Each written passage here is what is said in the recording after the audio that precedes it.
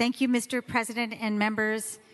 I am happy to be here tonight to talk about Senate File 1384.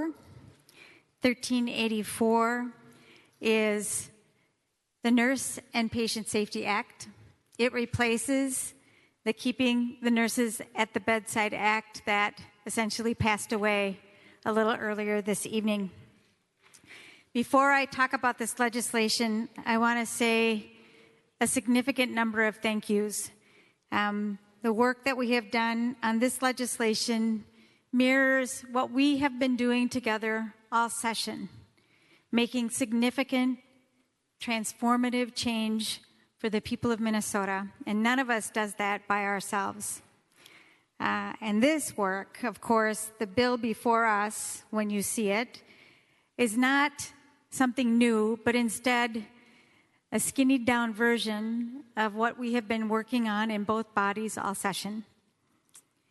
So it's a subtraction and not an addition, and the issues in this bill, you will recognize them when I talk about them. But first to the thank yous. I want to thank the people who work with me in the office I hold, Teresa Mosier and Alexis Kesey, who have been tireless, really tireless, in their efforts all session, but particularly on this because they know how important it has been to me and to the people of Minnesota. I want to thank Liam Monahan, who has pitched in admirably, quietly, forcefully, to take a room of people, including me, to a place of clarity, to put together this piece of legislation. I want to thank Eric Nauman, who has pitched in to make sure that the appropriations that were carried in the Human Services Bill that we passed earlier today under the leadership of Senator Wickland are expressed here as well. I want to thank the revisers who have been working around the clock for all of us, but in addition, on this piece of legislation. I can't say enough about Leader Dietzig today. And really around this issue and so many issues, she's been a force. And in this, she has been my partner to make sure that we were able to find a pathway forward for nurses and for patients in their care. And this legislation really is about nurses and direct healthcare workers and the patients in their care. And Leader Dietzig has been a real partner in this, and I'm incredibly grateful.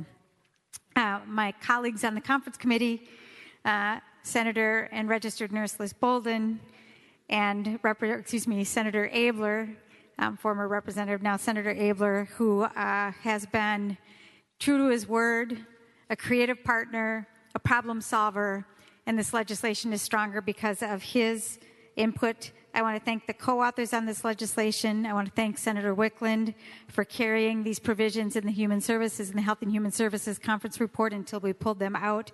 And I want to thank everybody in the body. I know that this has been an issue that has grown very contentious for many, many reasons, which I'll talk about.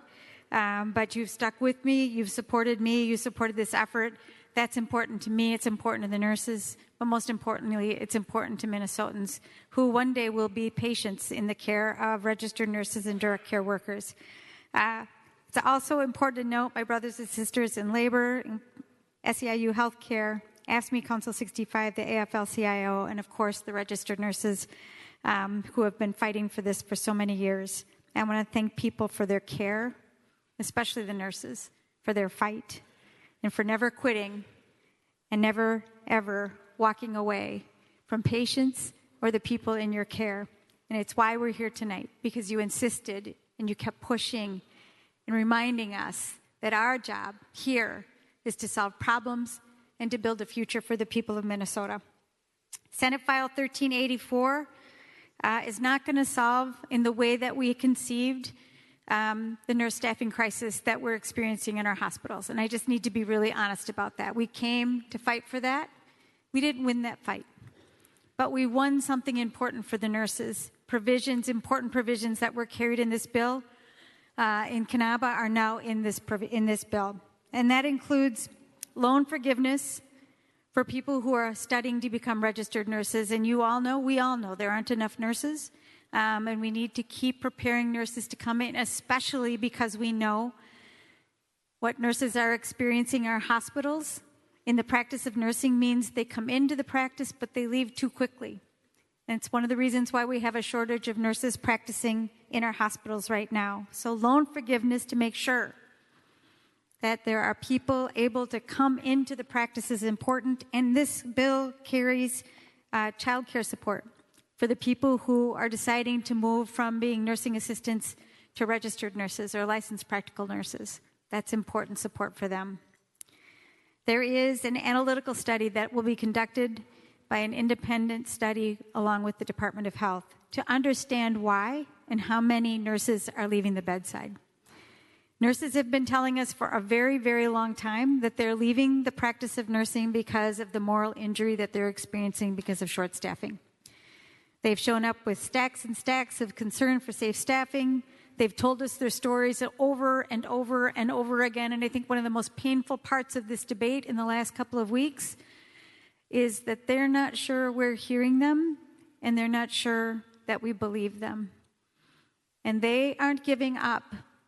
And now in this legislation is not just a voluntary study like we've seen before, but instead a bona fide analytical study so we can together see the information that will help us understand what's happening with our registered nurses in hospitals.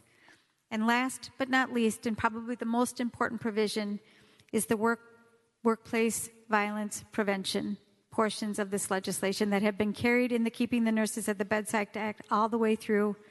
This is nation-leading work.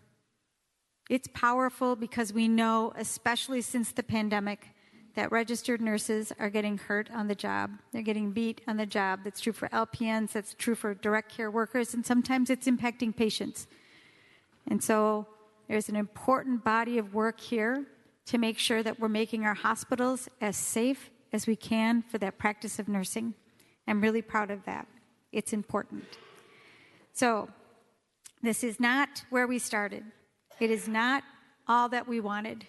But those of us who have served for a long time know that you don't always get everything you want in a session or in a debate. And the real trick, and Scott Dibble reminded me of this earlier today, Senator Dibble, my friend, that it takes 10 years or 20 years or actually 30 years to finally realize the vision and put it into place. And I'm willing to continue this fight alongside you, knowing that this is not everything, but this is important, and it's valuable, and it's going to help nurses, and it's going to help patients. And I hope tonight to earn your green vote. Thank you.